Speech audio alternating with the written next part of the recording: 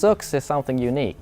It's been created with LEGO designers, kids and Volvo designers. And we definitely see that this could be the starting point of the future of the construction machines going forward.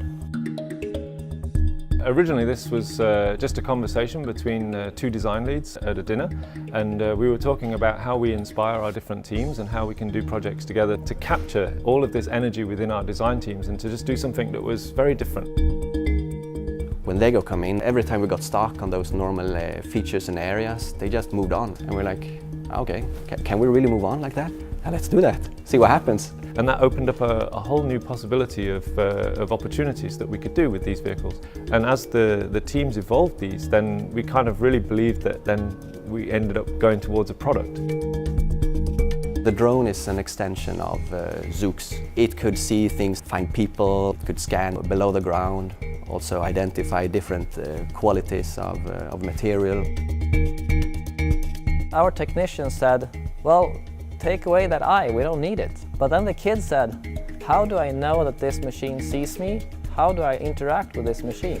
They thought they gave feedback on a LEGO model, but at the same time they actually gave feedback on a real construction machine. When you walk past, then this will then connect and it knows, or you know, that the vehicle has seen you.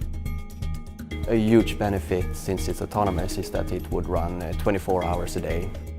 The technology used in ZEUX is, in a way, it's what we have today, so it's not that complicated. So in theory, we could build a ZEUX tomorrow.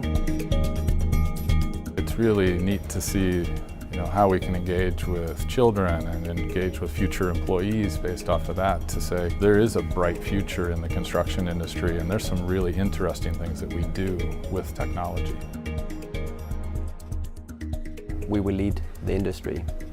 And I think ZEUX is just one example of how we do it.